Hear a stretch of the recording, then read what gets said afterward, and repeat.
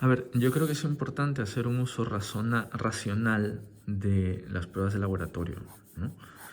Que es muy importante entender eh, la fisiopatología de las enfermedades y correlacionar con la clínica que presenta el paciente al visitar la consulta o urgencias, y luego las pruebas de laboratorio pues van a ser eso, van a ser complementarias. Entonces, para eso vamos a hacer un pequeñísimo dibujo esquemático más que nada. Y pues estoy un poco con el dibujo disecando un poco algunas estructuras intraabdominales que iré explicando más o menos qué son. Entonces he tratado aquí de dibujar la vía biliar. Y ahora voy a ir tratando de explicar qué es cada parte. Voy a dibujar en otro color el árbol, que es lo que más me preocupa en este momento. Ahí está. Entonces decía, bueno, que el uso de reactivos y de solicitudes, de analíticas, tiene que ser racional y tiene que ser complementario e ir de la mano con la enfermedad de la cual yo sospecho. Entonces ahora sí yo creo que puedo hacer una descripción de lo que vamos viendo aquí. Entonces he un poco separado las estructuras porque normalmente todo esto dentro del abdomen está pegado, ¿no? Hecho como una especie de disección anatómica a través del dibujo, donde esto es el hígado evidentemente es mucho más grande porque a veces ocupa gran parte de todo el abdomen, muy pegadito abajo del hígado, pero lo he separado un poco. Está aquí la vesícula, aquí tenemos los conductos hepáticos, que son como... clásicamente dibujan dos, ¿no? Y luego hay un trayecto común, y luego del trayecto común viene el colédoco. Es verdad que esto a veces se junta en otros lugares. El conducto cístico, que es el conducto cístico, significa que es de la vesícula, y luego se vuelve este trayecto, que es el colédoco, que finalmente recibe el conducto pancreático. Y esto desemboca a través del esfínter de Oddi, en esta ampolla, mejor dicho, en la ampolla, donde hay un esfínter que se llama esfínter de Oddi. Entonces, siempre se habla, dependiendo de dónde está la enfermedad, de algunas enzimas y algunas proteínas que podemos pedir en las analíticas. Recuerden que, sobre todo si están en primaria, en una consulta, es una decisión muy importante derivar al paciente a un hospital, ¿no? Pues no siempre ir al hospital mejora la salud de la gente, y a veces derivar al hospital puede tener que ver con el aumento de la mortalidad de ciertas enfermedades y de ciertos pacientes. Como vemos aquí, este es el duodeno 2. Más o menos por aquí debería estar el estómago, pero bueno, con mucha buena voluntad. Entonces, es muy importante saber cuándo necesito analíticas y cuándo no.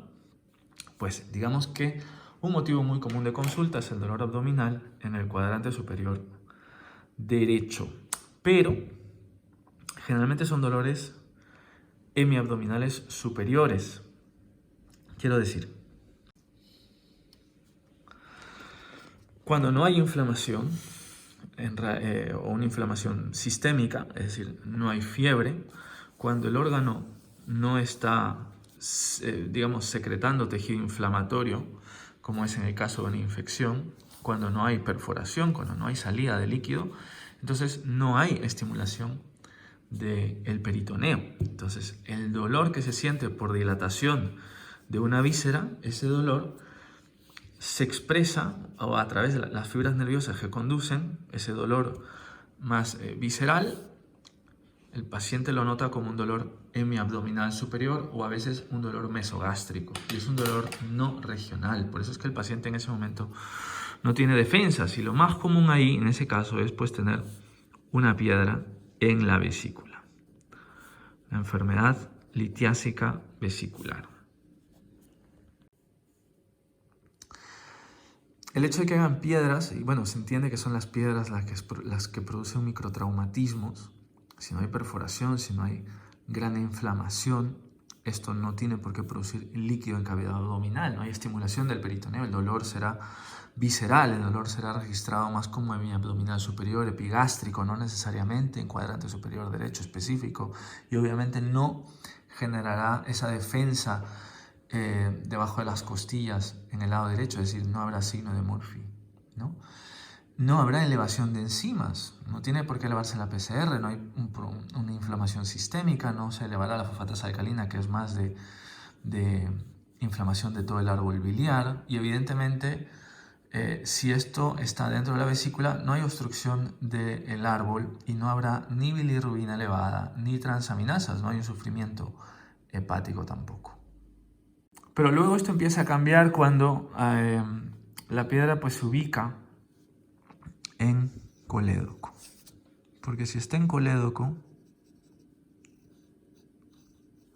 ahí sí empieza a generar una obstrucción. Y ahí sí se empieza a quedar la bilirrubina en el árbol. Y como se acumula de forma retrógrada, empieza a teñir. Pasa la sangre, tiñe la piel, etc.